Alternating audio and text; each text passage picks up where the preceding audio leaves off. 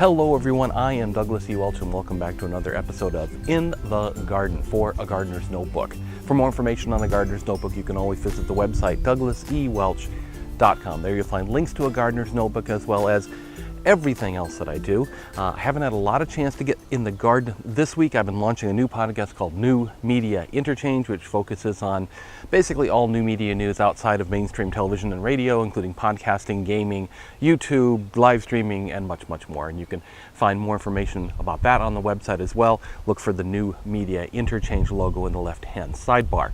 Well, enough about that. What it means is I haven't been out in the garden as much as I would have liked to this week as I've been recording and doing all the technical aspects of getting that show running. I've done a few things off camera and I just have a few things to show you today to kind of catch up with what's going on in the garden.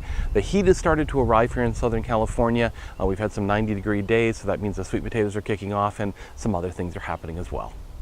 One of the coolest things happening here is on our new pomegranate tree, which we got from our local water company, the LADWP, the Los Angeles Department of Water and Power, at a giveaway a few months ago, I guess now. It's been throwing off various flowers, even though it's a very small plant. But just over the last couple of days, I noticed that while some of the blossoms have simply fallen off, which means they weren't pollinated, we're seeing a couple here that have been pollinated. Here you can actually see the fruit beginning to form at the end of this thin branch here, as well as a new flower next to it. Now, we don't expect a plant of this size to produce any great huge fruit because of its relative newness in being put in the garden, but it is great to see that the bees like it. They actually pollinated the flowers, and we might get, I don't know, 2 or 3 fruits off it this year. In my opening, I mentioned the sweet potatoes and the heat and how things have started to kick off, and you can see this sweet potato seedling is throwing off runners, starting to run up the wall here.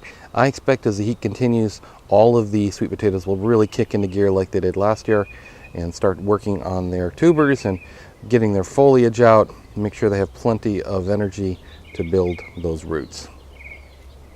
I'm sad to say that this strawberry plant had lots of almost ripe berries on it just a few days ago, but looks like something got in even with our little cage here and nibbled on them a little bit. Could have been insects as well. But you see here are some more strawberries starting to kick off. This plant is looking very healthy, starting to spread out. I expect it to send out runners on its own and help to fill this bed a little bit more with a carpet of strawberries. I was starting to get a little worried that my potatoes weren't going to come up this year, but they just took a little while to get started, and I noticed them peeking through the soil a few days ago, and today there's at least 4 of them that are already starting to go gangbusters here. Now I'm hoping I've got the soil in this bed conditioned a little bit better than the last time. We had a little problem with drainage in a certain part of the bed due to previous work that was done on a sewer line underneath this bed. But this is looking good. I will need to bring up some soil and keep hilling these up so that they have room to produce enough tubers underneath them. It'll be a great thing to have a balance of white and sweet potatoes this year. We had an overabundance of sweet potatoes last year, as you saw, so it'll be nice to have a nice mix. Here's another smaller potato breaking through the soil. If you want to see how I planted these were starts from the pantry. We literally had potatoes sprouting in the pantry. I simply carved them up and planted them in the soil here, and you get to see how easy it is to grow potatoes, really. They tend to take off very well if you have even the most basic of soil. They're good at breaking through even hard soil and developing their tubers. So try it out yourself if you haven't in the past. You might be pleasantly surprised. Even if you're growing these in some form of container, trash can, wire bin, you'll see a variety of options for growing potatoes on the internet, including Pinterest and more. Our collection of container onions continues to throw off seeds.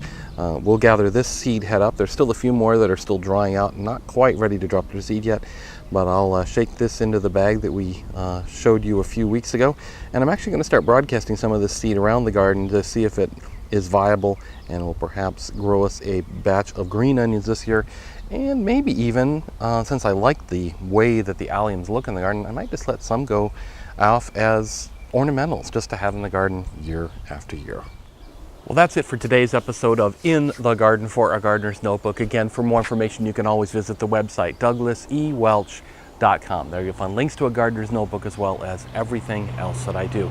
Now, you may have heard during this entire video a very loud bird in the background. I tried to get some video of him, but he decided to skitter off and I didn't. But that's our mockingbird that we have quite a few of here in California, and they love to sing both day and night. In fact, if you hear birds singing at night, it's almost assuredly a mockingbird. You can check out online for some pictures of it. It's a fairly large gray bird, sort of looks like a jay, but boy, does it have a varied song, and very loud. Some people even complain it keeps them up at night. I'll try to get some video for future episodes. Until next time, I hope you keep enjoying your garden. I hope you keep growing things in your garden, growing food, growing ornamentals, growing plants for pollinators, and above all, keep on digging.